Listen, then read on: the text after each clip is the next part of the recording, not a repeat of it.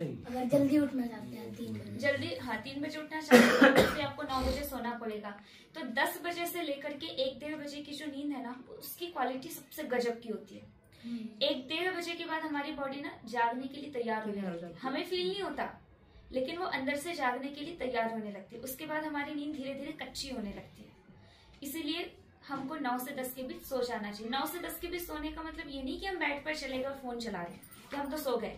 9 से 10 के बीच हमको नींद लग जानी चाहिए, ताकि ये 11, 12, 1-1:30 बजे तक के का टाइम, 2 बजे तक के का टाइम आराम से। तो हम फ्रस्ट्रेट हो जाते हैं, कई बार परेशान हो जाते हैं, चिड़चिड़े हो जाते हैं, क्योंकि काम करना है, अभी कल एग्जाम है, पढ़ाई का बर्डन भी है। तो ये सारी चीजें जो फ्रस्ट्रेशन हो जाती है, क्यों? क्योंकि आपकी बॉडी भी रिलैक्स नहीं है। आप सो करके भी 8-8 घंटे सो करके भी 9-9 बजे सो करके भी आप फ्रेश फील नहीं कर पा रहे। क्यों? क्योंकि क्वालिटी है नहीं हमारी नींद की। तो सबसे अच्छा टाइम है 10 बजे से लेकर के 3 बजे। वैसे तो 1 बजे तक, लेकिन आप 3 बजे तक सो, 4 बजे तक सो जाओ। शुरू में हैबिट नहीं है 3 बजे जगने की, तो 6 बजे से पहले 5 बजे पे आओ, 5 बजे से फिर 4:30 बजे पे आओ, 4:30 से 4 बजे, 4 से 3:30, 3:30 से 3। और एग्जाम टाइम पे तो आप 2 बजे उठ के भी पढ़ सकते हो, कोई दिक्कत नहीं है। आपकी एज क्या है? 5 साल। मैं तो 5 साल की हूँ। देखो, हमने ना संन्यास लिया है। संन्यास जानते हो क्या होता है? पता है। हाँ। पता है ना?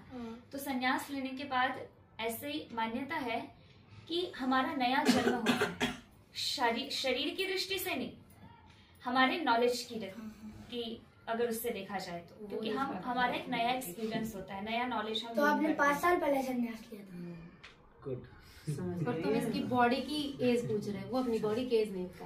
वो संन्यास के बाद ही लेने था। और पूछो,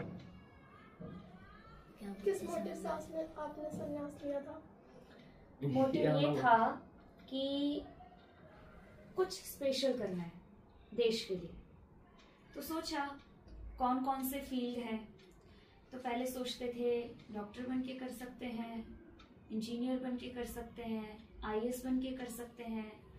फिर जब स्पिरिचुअलिटी को देखा तो ऐसा लगा कि कथा करके कर सकते हैं, क्योंकि कथा करते हैं बहुत लोगों, अच्छी अच्छी बातें सुनते हैं तो उनका भी मन परिवर्तन होता है, अच्छे काम करने लग जाते हैं, लोग बुराइयां छोड़ देते हैं।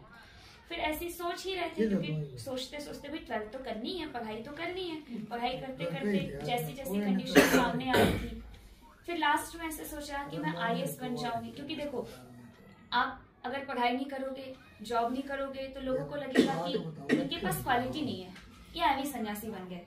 ऐसे भी कई बार लोगों के मन में आ जाता है।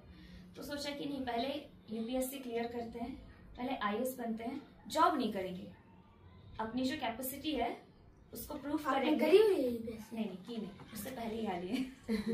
ठीक है, कर लेंगे, कोई बात नहीं। फिर उसके बाद ना स्वामी जी महाराज को देखा। स्वामी जी महाराज मतलब स्वामी रामदेव जी।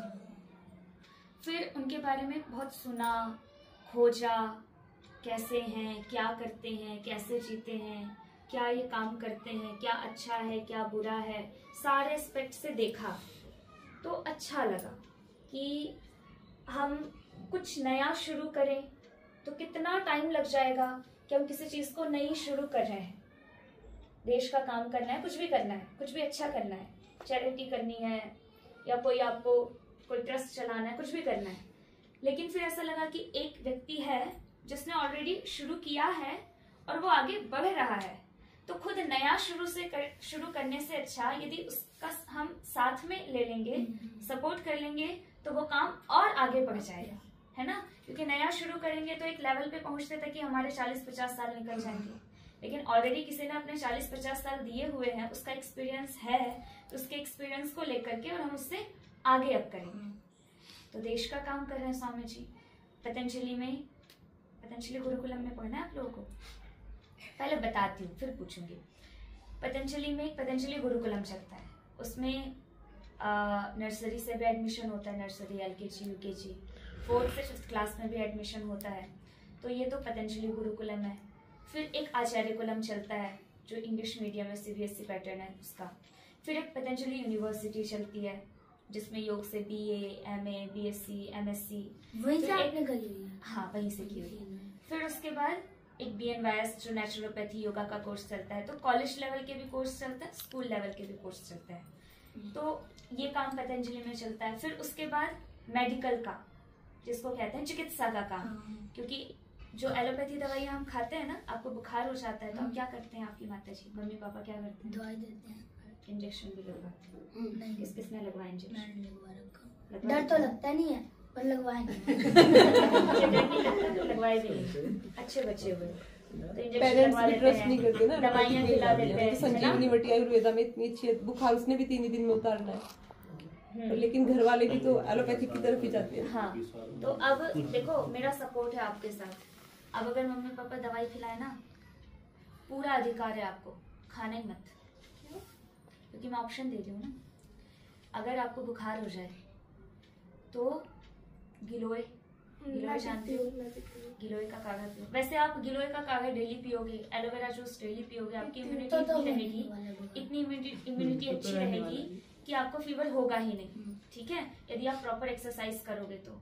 एक्सरसाइज कितनी करनी चाहिए? देखा है, मतलब पी के देखा है? हाँ। तो उससे हमारी मतलब मेरे को इम्यूनिटी ना अच्छी टॉन्सिल होती की है। प्रॉब्लम थी, मैंने पिया तो मतलब 1 साल तक मेरे को टॉन्सिल ही नहीं हुआ। देखो आपको तो एक्सपीरियंस भी है। हाँ। तो यदि आपको फीवर है तो आप गिलोय पियो, नीम घनबटी खाओ, और बहुत सारी ऐसी जड़ी बूटियां हैं या बहुत सारा ऐसा सामान है जिसको जो घर में होता है, उसको भी हम खा करके अपने फीवर को ठीक कर सकते हैं। जरूरी नहीं कि आप डॉक्टर के पास जाओ, पैरासीटामोल, ठीक है, इंजेक्शन लगवाओ।